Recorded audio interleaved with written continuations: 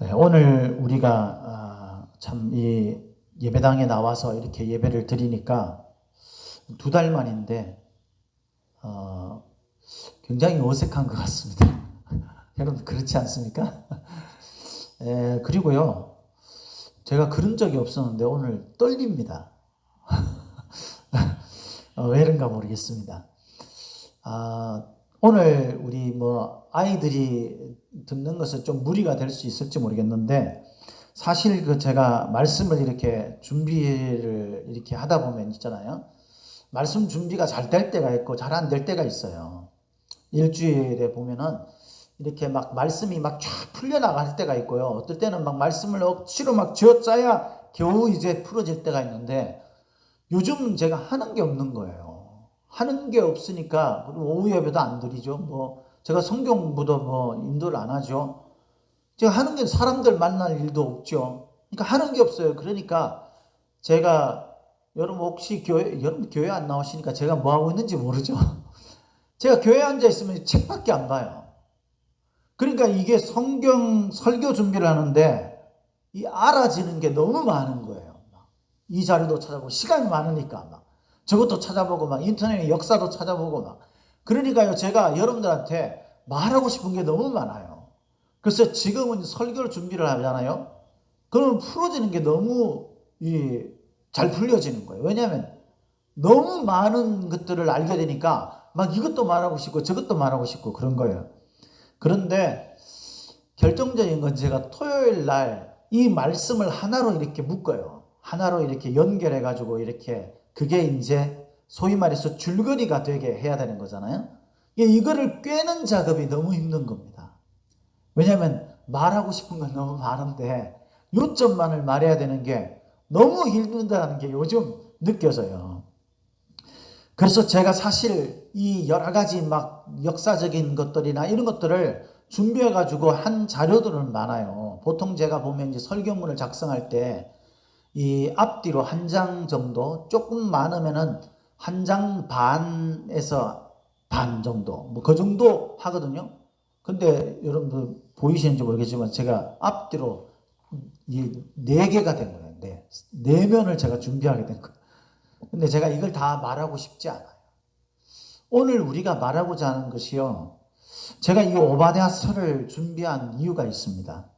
원래는 오늘 여러분들이 그 큐티 말씀 본문 그 예레미야를 보면 에돔에 관한 말씀이죠. 그죠? 에돔에 관한 심판의 말씀이에요. 근데 성경의, 구약 성경에서 에돔에 관한 예언의 말씀들이 여러 군데 나옵니다. 이사야도 말했고 에스겔도 좀 더 구체적으로 말했고요. 그 가운데서 딱 에돔만을 위해서 말한 선지자가 누구냐 하면 바로 오바댜예요. 그래서 오바댜는 이 1장, 한 장을 통해 가지고 에돔에 대한 죄를요, 이 2가지로 요약해서 우리들에게 구체적으로 그리고 알아듣기 쉽게 설명한 것이 이 오바댜서더라고요.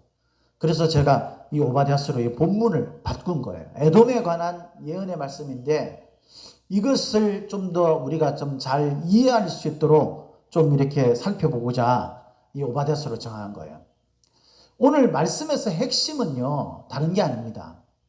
저나 여러분들이 신앙생활 하면서 우리가 믿지 않는 자들과 똑같이 신앙생활 한다면 단호하게 주의 이름으로 말하는데 믿는 자가 아닌 거예요. 교회만 나와 있지 여러분들은 껍데기만, 소위 바리새인과 같이 외식하는 것처럼 살지는 않아도 여러분들도 모르는 사이에 외식하는 자가 되어버린 거예요. 왜냐하면 속에 있는 하나님의 영이 있는 믿는 자와 우리의 육체의 껍데기가 다르기 때문이에요. 여러분들이 교회는 나오는데 실제로는 예수 믿는 자가 아닌 게 된 거죠. 하나님을 믿는 자가 아닌 게 된 거예요. 그러면 여러분 그게 얼마나 참으로 불쌍한 이야기입니까? 기껏 교회에 나와서 신앙생활 하는 것처럼 보이고 예배에 시간이 매여가지고 있고 때로는 교회에서 하면은 거기에 동참해야 되고 이러는데, 정작 마지막 날에 하나님이 우리를 부르실 때에 내가 너를 도무지 알지 못한다는 주님의 음성을 듣는 거죠. 이게 얼마나 무서운 말이에요. 그래서 여러분, 우리가 겉으로 신앙생활 하는 것, 그것은 아무짝에도 쓸모없는 것이다 라는 것이 오늘 사실 말하고자 하는 본문의 핵심이에요. 이것을 오늘 본문에서는요, 두 가지 관점에서 말하고 있다는 거예요. 이 에돔의 죄가 두 가지예요, 두 가지. 원래 이 에돔에서 이 주제 단어가 두 개가 있는데, 그게 첫 번째는 그 교만이라는 겁니다. 두 번째는 지혜라는 거예요. 형제라는 거예요. 그러니까 교만과 형제의 상실, 이게 에돔의 죄예요. 그것 때문에 하나님 앞에 심판받은 게 바로 에돔이에요. 에돔. 믿는 것과 관계없는 것처럼 보여지는 단어의 사실은요, 네가 하나님을 모르니 그렇게 말한 게 아니잖아요. 원래 이 에돔 족속이 누구의 후손이에요? 누구의 후손입니까? 에서의 후손이죠. 에서가 누구예요? 그렇죠. 야곱의 형이잖아요. 그러니까 이삭의 아들이에요. 이삭의 아들. 아브라함과 이삭과 그 믿음의 계보를 잇는 그 아들의 장자였던 자가 누구냐면 바로 에서라는 거예요. 그러니까 야곱하고는요, 형제. 그러니까 야곱의 후손인 이스라엘과는요, 형제의 국가가 어디냐면 바로 에돔이에요. 에돔. 에돔은 여러분, 에서가 옮겨가서 정착한 자리였던 세일산이라는 그 산을 중심으로 해서 이제 정착한 민족이죠. 그죠? 근데 그쪽이 어디냐면요, 이 지도를 보면 그 사해바다 있잖아요. 사해바다. 그 사해바다 아래쪽입니다. 지금 예레미야서를 보면은 이제 암몬, 모압, 그 다음에 에돔, 이걸 이제 심판의 대상으로 이렇게 이야기하잖아요. 근데 그 암몬이 제일 위쪽에 있어요. 그러니까 사해 그 위쪽에, 그쪽에 있고, 그 다음에 사해 옆쪽으로 있는 것이 모압이고요. 그 아래쪽에, 사해 아래쪽에 있는 게 에돔이에요. 에돔. 그게 이제 세일산이 있고요. 그 지역 자체가 산지입니다. 산지. 그러니까 이 에돔이라는 말 자체가요, 그 에서라는 이름이 그렇잖아요. 불다라는 뜻이죠. 불다. 근데 이제 저는 가보지는 못했는데, 이 사진 같은 거 보면 그 에돔이 살고 있는 에돔 민족의 그 지역이 땅이 이렇게 붉고 이렇게 그 절벽 같은 이런 것들로 막 이루어져 있습니다. 그러니까 거기에 요새를 딱 지어서 있으니까 골짜기로 이렇게 적군들이 침략해 와도 어떻게 해요? 공격을 못하는 거예요. 그 위에서 돌 굴리고 이러면 끝나는 거야. 그러니까 웬만해서는요, 얘들이 침략을 안 당해요. 거기다가 그쪽 지역이 또 자기들이 살고 있는 그쪽 지역이요, 이 아주 풍요로운 땅이에요. 그래가지고 막 농사를 짓거나 뭐 목축을 하거나 이러면은 그게 다 잘 되는 겁니다. 거기다가 주변에 있는 국가들과 이 사람들이 아주 뭐가 좋았냐 하면은 이 교류가 좋았어요. 그래서 주변 국가의 연합도 아주 잘 됐어요. 그래서 이스라엘 백성들을 이 에돔이요, 지속적으로 괴롭혔는데, 이 괴롭힐 때에 주변 국가와 연합해서 괴롭힌 적이 많아요. 그러니까 에돔의 입장에서 한번 생각해 보세요. 적들이 침략해 와도 우리가 막아설 수 있는 그런 천연의 요새가 되어 있는 그런 지역에 살고 있죠. 자기들이 하는 일마다 풍요롭고 풍족하고 잘 되죠. 주변 국가들과의 관계도 좋아가지고 자기들이 한번 나가서 쟤들 한번 혼내주자 그러면은 막 같이 막 덤벼드는 그런 친구의 나라들도 많이 있죠. 겁나는 게 있겠어요, 여러분? 겁나는 게 있겠어요? 없는 거예요. 그러니까 당연히 무슨 마음이 일어나냐면요, 교만한 마음이 일어나는 거예요. 교만한 마음. 사람이 너무 잘 되면요, 이 어려운 사람의 형편을 몰라요. 왜? 자기는 뭐 하는 게 다 잘 되니까 뭐가 걱정이겠어요.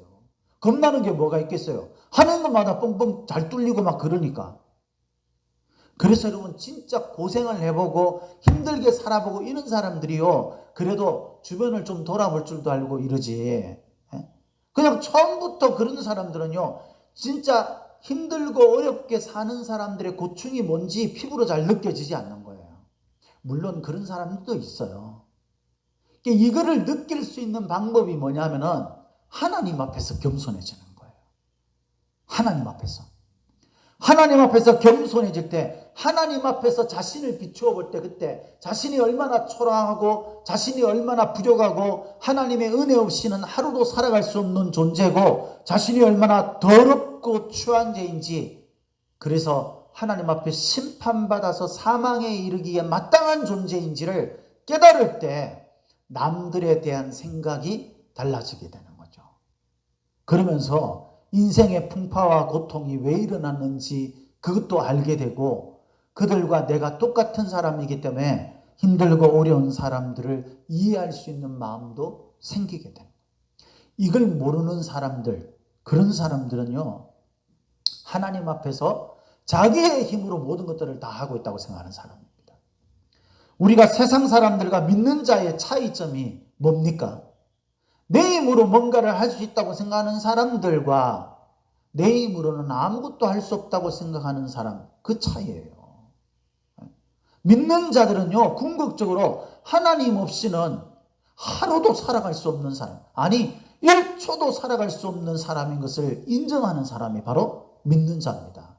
믿습니까? 근데 저나 여러분들이 그렇게 살고 있어요? 우리 힘으로 다 할 수 있다고 생각하잖아요.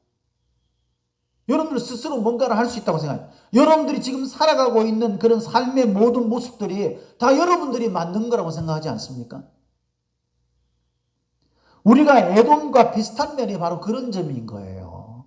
믿는다고는 하지만, 우리가 믿음의 형제라고는 하지만, 에서의 후손, 다시 말해서 아브라함과 이삭의 계보를 잇는 그런 믿음의 형제의 혈통을 가지고 있는 자라고는 하지만, 정작 하나님을 알지도 못하고 하나님의 은혜로 산다고 생각하지 않는 사람, 이 사람이 바로 에돔이라는 그 나라고, 이 사람이 바로 저와 여러분들의 지금 현재의 모습일 수 있다라는 거. 그래서 여러분, 이 에돔이 가지고 있는 이 교만, 이것이 오늘 말씀의 첫 번째 핵심이에요. 사람은요, 자기 존재 가치가 있어야 살아갈 힘이 있는 거죠. 그죠? 누구든지 이건 예외가 없어요. 뭐 하나님을 믿는 자든 믿지 않는 자든 내가 내 존재에 대한 가치를 느끼지 못하면 우리가 이 세상에 살아갈 힘이 어디 있겠어요? 살 의미가 없는 거죠. 그래서 여러분, 오해하지 말아야 될 게, 하나님을 믿는 사람은 내 존재 가치를 천박하게 여기는 게 아니에요. 자기를 사랑할 줄 아는 사람이 하나님을 사랑하는 사람이에요. 왜? 하나님 안에서 자기가 귀한 존재라는 걸 아는 거죠. 그래서 나의 존재 가치를요, 세상 사람들은 믿음의 관점이 아닌 자기가 가지고 있는 배경과 힘, 경험에 의해서 자기 존재 가치를 매기는 사람들이지만, 우리 하나님을 믿는 성도들은 하나님 때문에 내 존재 가치를 깨닫는 사람들입니다. 믿습니까? 그래서 여러분, 저와 여러분들은 어떤 외적인 조건이나 풍족함이나 이런 것들로 인해서 내 인생은 참 괜찮아, 내 존재는 참 대단해, 다른 사람 앞에서 내가 꿀리는 것 없어, 이렇게 생각하는 사람이 되어서는 안 돼요. 나의 존재의 가치, 그 의미는요, 내가 어떤 의미를 가지고 무엇이 내 삶의 중심이 되어서 그것 때문에 내가 어떤 인생의 족적을 남기느냐, 그것이 저와 여러분들의 가치의 중심이 된다는 것을 믿으시기를 예수님의 이름으로 축복합니다. 그래서 제일 먼저 우리가 생각해야 될 것은 믿음이 없는 교만에 있지 말고 하나님을 믿는 믿음으로 하나님 앞에서 겸손하기 때문에 하나님 때문에 내가 가치 있는 자로 여기는 저와 여러분들이 되어야 된다는 거예요. 우리 성경을 한번 보도록 하겠습니다. 3절 4절 말씀을 한번 읽도록 하겠습니다. 3절 4절 같이 읽겠습니다. 시작.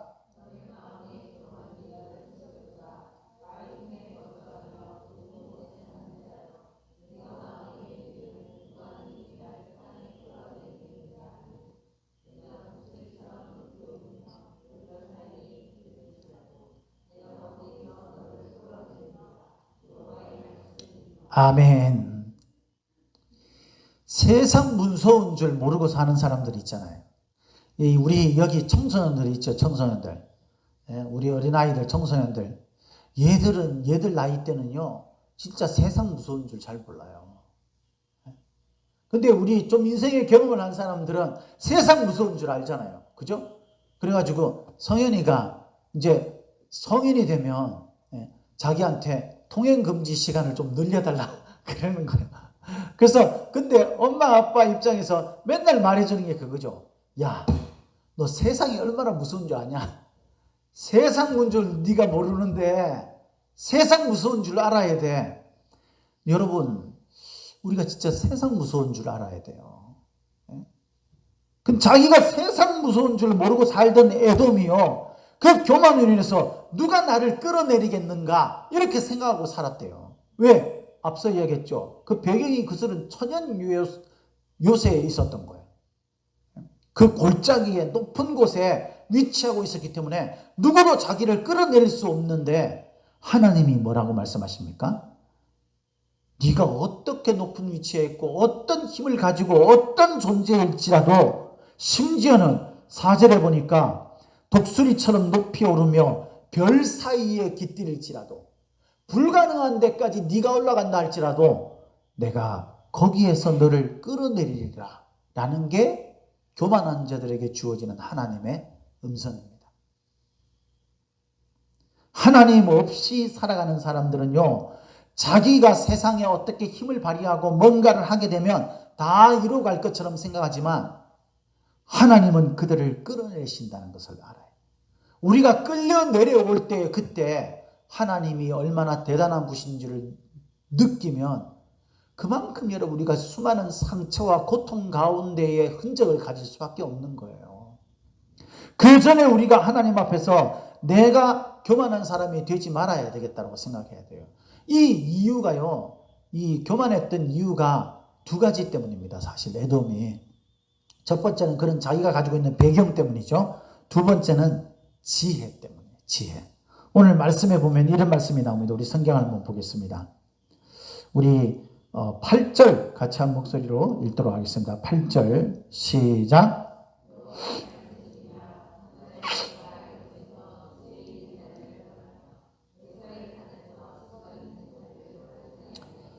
여러분 7절 말씀에 보면요, 이 에돔이 가지고 있는 지혜, 이걸 가지고 뭐 했다 그랬어요? 너와 화목하던 자들이 너를 속여 이기며. 그러니까 에돔과 같이 연합했던, 아까 이야기했죠, 이스라엘 괴롭힐 때 주변 국가들과 이렇게 동맹을 맺어가지고 그렇게 하는 거를 에돔이 잘했어요. 그러니까 이게 지혜에 있는 거예요. 내 주변에 내 동맹국들이 많이 있다, 이게 지혜에 있는 거죠. 이런 지혜들이 많이 있었다. 이게 그들의 자랑거리였고 그들이 다른 민족들을 두려워하지 않는 이유 가운데 하나였어요. 교만한 이유 가운데 하나였던 거죠.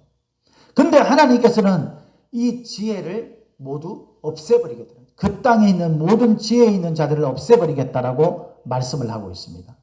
높은 고지 요새지에 살았죠. 토지가 비옥했죠. 남방 무역이나 이런 것들을 통해서 재산이나 이런 것들이 풍족했죠. 주변 열국들 모압이나 암몬이나 아라비아나 이런 국가들과 동맹을 잘 맺는 외교적인 지혜, 그런 것들이 많았죠. 이런 것들이 있으면 이제 이들이 점점 거기에 빠져들어가기 시작해요. 점점 교만해지기 시작합니다. 사람들은요, 처음에는 이런 것들을 저런 것들을 조심하면서 염려합니다. 그런데 사람이 한번 거기에 빠지기 시작하잖아요. 그러면 이제 막 급속도로 빠지기 시작해요. 점점점 자기가 그렇게 시작해요. 이것들이 심화되면 이제 뭡니까? 자기밖에 모르는 사람이 되는 거죠. 그래서 어떤 신학자가 거기에 이제 주예를 그렇게 써놨더라고요. 교만한 자의 똑똑한다라는 것은요, 교만한 자가 지혜를 가지고 있다라는 것은요, 그냥 일반 지혜로운 자, 성인, 의인 이런 사람이 지혜를 가지는 것과 다르대요. 이 의인들이 지혜를 가지게 되면 자기 자신을 내세우기보다는 주변에 있는 사람들의 관심을 가지고 포용력을 가지고 그들과 함께 상생하는 것들을 이루어가는 사람들인데, 교만한 자가 지혜를 가지게 되고 그렇게 되면 자기밖에 모르는 교활함으로 그게 드러나게 된답니다. 그러니까 남들을 속이는데 이걸 쓰는 거죠. 남들을 내 편으로 만드는 데 쓰는 거예요. 믿는 사람들 가운데서도 이런 사람들이 많아요. 교회의 목회자들, 장로들 가릴 것 없어요. 오랜 신앙생활을 한 사람들, 심지어는 세상 속에서 사람들에게 의인이나 성인으로 추앙받는 사람들도 교만에 빠지기 시작하잖아요. 그러면 자기를 존경하는 그 모든 것들을 이용하는 도구로 쓰게 된다는 거예요. 그래서 나중에 그게 들통이 나가지고 정말 패가망신하는 그런 여러분 그 이야기들을 종종 듣지 않습니까? 그러니까 교만한 자가 지혜를 가지게 되면요, 남도 죽이고 자기도 죽는 거예요, 결국은. 에돔은 그런 교만 속에 지혜를 가지게 됐어요. 그래서 이스라엘을 괴롭히려고 자기들이 우쭐대고 자기들이 남들 앞에서 군림하는 그런 도구로 자신들이 하나님 앞에 부여받은 지혜를 사용했다라는 거죠. 에돔의 멸망의 원인은요, 두 가지인데 첫 번째는 교만이라고 그랬죠. 이 교만이 점점점 심화되니까 어떤 방식으로 나타나게 되냐면 앞서 얘기했죠. 지혜가 자기밖에 모르는 교활함으로 나타난다 그랬잖아요. 결국 형제애의 상실로 나타나게 됩니다. 그러니까 주변에 있는 사람들을 괴롭히게 되는 거죠. 업신여기고 깔보게 되는 거예요. 무시하게 되는 거예요. 그게 에돔이 이스라엘을 괴롭힌 이유예요. 에돔은 지속적으로 형제의 국가인 이 이스라엘을 과거로부터 지금 이 말씀이 있어야지 이 심판의 예언을 들을 때까지 계속해서 이스라엘을 괴롭힙니다. 결국 그걸 고치지 못하고 에돔은 멸망을 받게 되죠. 그래서 10절부터는 보면요, 이 에돔의 두 번째 죄가 나오는데 그게 형제애의 결여. 사랑을 잃어버리게 된 거예요. 사랑을. 재밌는 거는요, 우리가 그 말씀을, 오늘 말씀에 보면 이 지혜라는 말씀, 이 원문이 좀 재밌습니다. 오늘 말씀에서는 이게 두 가지 비교되는 단어가 나와요. 그러니까 한 단어인데 긍정적으로 쓰일 때와 부정적으로 쓰일 때가 다른 그런 단어가 두 개가 나옵니다. 여러 개가 나오는데 그 중에 대표적인 게 두 개예요. 그 첫 번째가 반석이라는 단어입니다. 바위라는 단어, 바위라는 단어죠. 오늘 말씀해 보면 이제 바위 사이에, 바위 틈에라는 말이 나오죠. 3절에. 그 바위라는 단어가요, 페트라라는 단어예요. 페트라라는 단어가 딱 들으면 어감이 뭐랑 비슷한 것 같습니까? 사람 이름. 뭐예요? 베드로죠, 베드로. 예수님께서 베드로라고 하면서 그 이름의 뜻이 뭐라고 그랬어요? 반석이라고 했어요. 반석. 근데 여러분, 바위가 긍정적인 의미로 사용될 때는요, 이게 반석이 될 수 있는 거예요. 믿음 안에서. 근데 이게 부정적으로 하나님 앞에서 교만한 것으로 사용될 때는요, 이 바위가요, 남들을 공격하고 남들에게 던져서 죽이는 그런 도구로 사용된다는 거예요. 또 한 단어가 뭐냐면요, 지혜라는 단어예요. 지혜. 이 지혜라는 단어는요, 테부나라는 단어인데 이 단어는 이제 두 가지가 있어요. 지혜라는 단어는. 테부나라라는 단어는 지혜, 지각 이런 단어입니다. 이건 이제 사물을 판단하거나 분별할 수 있는 능력뿐 아니라 이성으로 생각하고 감정으로 느끼는 모든 것들을 이야기할 때 이 단어를 씁니다. 그런데 지혜라는 단어 가운데서 또 다른 단어가 있는데 그거 다트라는 단어. 이 단어의 뜻은요, 똑같이 지혜로 번역될 수 있는데 원래의 뜻 가운데 하나가 뭐냐면 함정, 교활이라는 뜻이 있어요. 우리가 하나님 앞에서 겸손하게 자기가 누군지를 알고 그래서 하나님이 주시는 그 마음을 가지고 우리가 지혜를 사용할 때는 사람들 앞에서 내가 반석과 같은 믿음으로 흔들리지 않는 믿음으로 주의 일을 감당하는 사람이 될 수 있지만 그리고 그 지혜가 하나님 앞에서 정말 사물을 판단하고 올바른 것들을 분별하는 그런 도구로 사용될 수 있지만 이것이 우리가 하나님 앞에서 믿음 가운데 서지 못하고 하나님 앞에서 교만함으로 하나님을 무시하고 그런 삶을 살게 되면 이게 부정적인 사람이 되어서요, 자기가 가지고 있는 지혜가 잘못 활용돼서 자기를 우쭐하게 만들고 남들을 이용하는 교활한 도구로 사용되고요. 남들에게 던져서 죽이는 돌 같은 존재가 되는 거예요. 제가 어제 뉴스를 보다가 아유 진짜 너무 끔찍해가지고 그랬던 뉴스가 하나 있었습니다. 여러분들 보신 적 있는지 모르겠는데 저는 어제 낮에 인터넷을 보다가 뉴스를 보고 먼저 알았는데 어제 저녁에 뉴스에도 나오더라고요. 프랑스에 한 사람이 참수된 거 여러분 아십니까? 뉴스 봤어요? 네. 참수가 뭐예요? 목이 잘리는 거예요. 그래서 그 사람이 목 자른 사람이 목을 이렇게 자기의 개인 SNS에 사진을 게재했다 그러죠. 그러다가 이제 내렸대요. 이제 그 사람은 결국 이제 사살돼서 죽었어요. 저항을 하다가. 근데 그게 무슨 사건이냐면 이 사람이 이제 극단주의 이슬람교. 극단주의. 근데 프랑스의 역사 교사였던 사람이 이제 과거에 있었던 2015년도에 그때 있었던 어떤 만화가 비평을 하는 사회를 비평하는 만화가의 만화를 가지고 온 거예요. 만화를 가져왔는데 그 내용이 뭐냐면 무함마드 이슬람의 창시자인 선지자 무함마드를 이제 좀 이렇게 희화화시킨 그런 만화예요. 이걸 역사 교사가요 프랑스 학교에서 아이들한테 이걸 이제 보여주면서 만평 같은 건데 그걸 보여주면서 서로 토론하게 한 거예요. 역사 교사가 하게 한 거죠. 근데 그거를 이제 프랑스가 여러분 이스라엘 유럽 국가 중에서는 이슬람 교도가 제일 많대요. 이슬람 그 중에서는 이제 이슬람 가정도 있는 거잖아요. 그게 학부모들이 항의를 한 겁니다. 역사 교사한테 항의를 막 하다가 이제 역사 교사가 이제 어떤 학부모가 좀 심하게 이제 고소를 했어요. 그러니까 이제 막 고소를 하게 되고 역사 교사가 이제 사과를 안 한 거죠. 이거를 학부모 가운데 한 사람이 열이 받아가지고 그거를 이제 인터넷에다 올렸어요. 이 역사 교사의 사진과 또 주소 뭐 이런 것들을 올려버린 거예요. 그래서 이슬람 교도들이 이제 난리가 난 거죠. 그 중에 극단주의 이슬람 교도 가운데 한 사람인 이 사람이 18살이래, 18살. 세상 무서운 줄 모르는 이 18살 이 이슬람 교도 남자아이가 그 사람을 길거리에서 참수를 시켰어. 칼 가지고. 진짜 끔찍한 거 아닙니까, 여러분? 근데 여러분, 이슬람도 종교 아닙니까? 사실 근본적으로 따져 올라가면요. 이슬람이라는 것이 어디서부터 비롯된 거예요?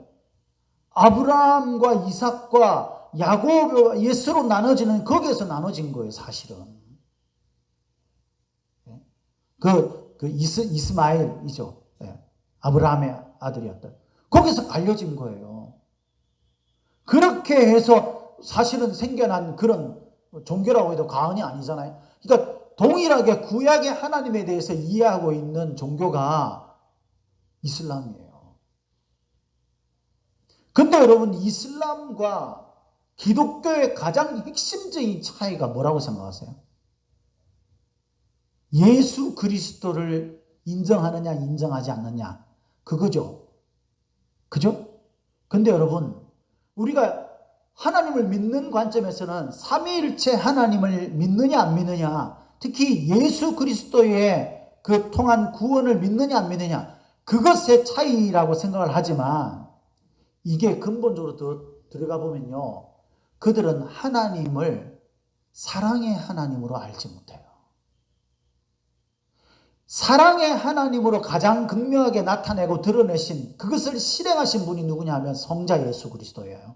예수님은 원수들을 위해 자기 목숨을 내어놓고 십자가에 죽어 그들을 구원하시는 그런 사역을 감당하신 분이시죠.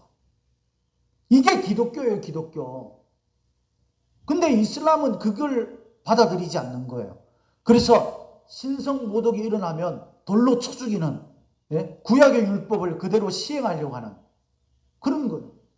그러니까 이 18살의 이 젊은 청년의 자기의 이슬람 종교의 그 가치관으로 볼 때는 이 프랑스 역사교사가 도저히 용납할 수 없는 사람인 거예요. 그러니까 죽여버리는 거예요. 그리고 그 자리에서 외쳤대요. 신은 위대하다.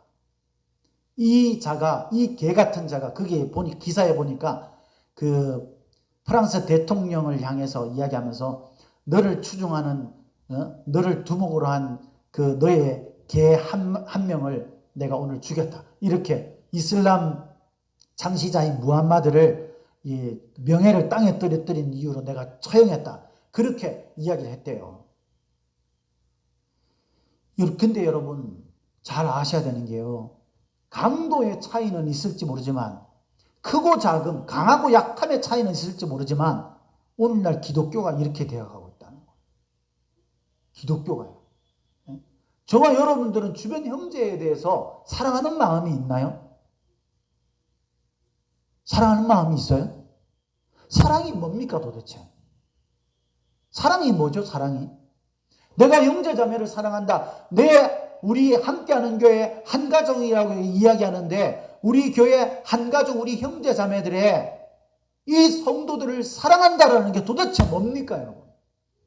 뭐예요? 우리가 겉으로만 그들처럼 참수를 하지 않지 우리 마음으로 얼마나 형제자매를 죽이는 일을 합니까? 내 마음에 들지 않고 나와 맞지 않으면 우리는 하루에 수백 번도요 사랑하는 형제자매라고 입으로는 외치면서, 우리가 수없이 교회에 오면 그렇게 우리가 가르치고 이야기하고 말하면서도 마음속으로는 수없이 형제자매들을 참수하고 있잖아요. 우리가 좀 적극적으로는 그렇게 하고 있고요. 우리가 좀 소극적으로는요, 무관심인 거죠. 무관심. 예? 무관심이 사랑하는 거예요. 사랑하지 않는 거예요. 그거는요. 사랑은요, 관심이 갈 수밖에 없어요. 자꾸 마음이 쓰일 수밖에 없어요. 우리가 사람이기 때문에 어느 정도의 한계는 있어요. 분명히. 그렇죠? 그런데 여러분, 사랑하는 사람은요, 관심을 가질 수밖에 없다니까요. 그 사람에 대한 어떤 것도 기억을 하고요. 그 사람이 어떤 말한 것이나 그 사람의 어떤 상황이나 이런 것들에 대해서 생각을 해요. 그래서 매번은 아니더라도 한 번쯤은 생각나면은 또 한번 어떤지도 좀 알아보고, 그 사람이 말한 걸 한번 떠올려서 한번 기도도 해보고, 그게 사랑인 거죠. 우리가 대단한 사랑을 뭐 하겠어요? 저나 여러분들이나. 우리가 얼마나 부족한 사람들입니까? 그러니까 뭐 우리가 죽고 못 사는 이런 대단한 사랑을 못 할 수 있어요. 그렇지만 여러분, 무관심은 사랑이 아닌 거예요. 사랑은요, 미우나 고우나 그 사람이 자꾸 생각나고 내가 한 번이라도 기도하고, 한 번이라도 그 사람한테 좀 어찌 사는지 좀 그렇게 물어도 보고 싶기도 하고, 그게 사랑인 거죠. 에돔은요, 그 사랑이 없는 것 때문에 하나님 앞에 심판받았어요. 그래서 10절부터는 뭐냐 하면은요, 에돔이 이스라엘을 괴롭힌 것에 대한 죄를 이야기하는 거예요. 10절부터. 거기 보면 막 계속 이야기하죠. 포악으로 뭐 하고, 이스라엘을 괴롭히고 막 힘들게 하고, 그 이야기를 하고 있는 거예요. 네? 그러면서 하나님께서 그들을 향해 이렇게 말합니다. 우리 성경을 한번 보겠습니다. 14절. 우리 13절, 14절을 같이 한 목소리로 읽겠습니다. 시작.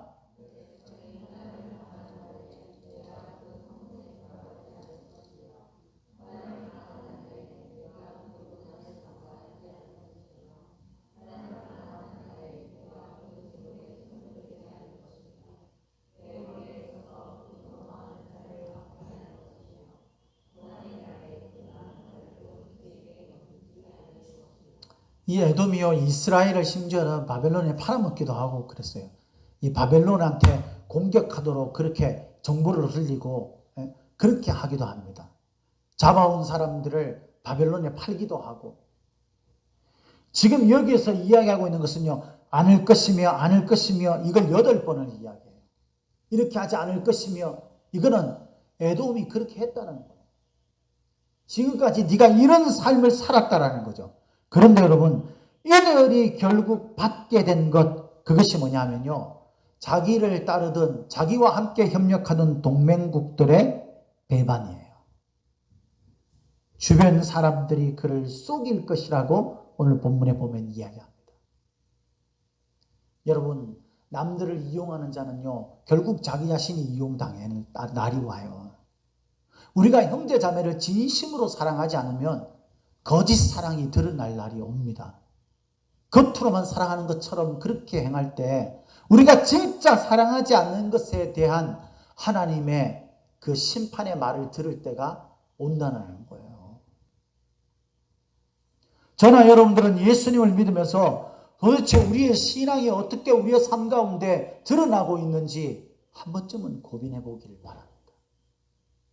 지금 이 시대는 앞서 이야기한 것처럼 믿음을 지켜가기 진짜 힘든 시대예요.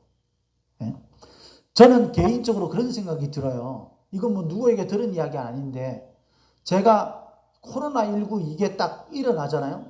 그러면 우리 코로나19로 인해서 믿음을 잃는 사람들이 많이 생길 거예요. 틀림없이 그렇게 될 겁니다. 아마 지금 이 자리에 있는 저와 여러분들도 이전에 비해서 우리의 믿음이 형편없어졌다는 것을 스스로 느낄 수도 있을 거예요. 근데 진짜 더 무서운 게 있어요. 그게 뭔지 아세요? 진짜 더 무서운 게 이제 교회에 찾아와요. 그게 뭐냐면요, 코로나19가 어느 정도 안정되고 다시 현장 예배를 드릴 때입니다. 여러분, 이상한 게 있잖아요. 인터넷 영상으로 예배를 드리잖아요. 그러면은 빠질 사람들은 빠져도요, 어쨌든 그거는 그냥 내가 영상을 틀어놓든 뭐든 교회랑 연결지어서 들어와서 예배 드리는 사람들이 있어요. 근데 이제 이게 현장 예배가 딱 되잖아요. 그러면은 인터넷으로 예배를 드리는 사람도 안 나옵니다. 왜? 이거는 훨씬 더 귀찮고 훨씬 더 하고 싶지 않고, 그래서 내가 나가느냐 안 나가느냐, 몸을 움직여서 어떤 장소로 가느냐 안 가느냐의 문제에 직면하기 때문에 이제 코로나19가 끝나고 난 다음에 코로나19 때 영상으로 예배 드릴 때는요, 그걸 잘 구분 못해요. 빠지는 사람, 믿음이 약해지는 사람이 있구나 정도지. 근데 이제 이게 끝나고 현장에 나와서 하나님 앞에 예배 드릴 때, 그때 많은 사람들이 교회를 떠날 거예요. 많은 사람들이 교회를 안 나올 겁니다. 틀림없이 그렇게 될 거예요. 저와 여러분들이 억지로 신앙생활 하고 있게 되면 여기에 걸려 넘어지게 될 날이 올 수도 있는 두려움이 있어야 돼요. 이 모든 것들이 무엇에서부터 비롯된 것인지를 알아야 합니다. 그거는요, 하나님을 우리가 진짜 믿고 있느냐 안 믿느냐를 점검하지 않았기 때문에 그래요. 평상시에 하나님을 진짜 믿고 있느냐 안 믿고 있느냐는 어디서 우리가 구분할 수 있느냐? 오늘 에돔을 통해서 내가 하나님 앞에 나의 힘으로 세상을 살아가고 있는지, 아니면은 하나님이 나에게 살게 해주셔야 내가 살고 있는 사람이라는 것을 깨닫는지, 하나님 앞에서 교만하냐 겸손하냐, 그것을 구분해 보시고, 두 번째로는 하나님 앞에 겸손함으로 내 마음에 당연히 일어날 형제 자매들을 내가 어떻게 대하고 있는가라는 것을 보면 나의 믿음이 진짠지 가짠지, 불안한지 안정한 상태에 있는지를 알게 됩니다. 사랑하는 성도 여러분, 모쪼록 저와 여러분들은 진심으로 하나님 앞에서 겸손함과 형제를 사랑하기를 자기를 사랑하는 것처럼 사랑하는 그 사랑으로 인해서 우리의 믿음이 하나님 앞에서 진짜로 확정되어지고, 그 참된 믿음으로 세상에 하나님의 선하신 그 은혜의 영향력을 끼칠 수 있는 저와 여러분들이 다 되시기를 예수님의 이름으로 축복합니다. 축복합니다.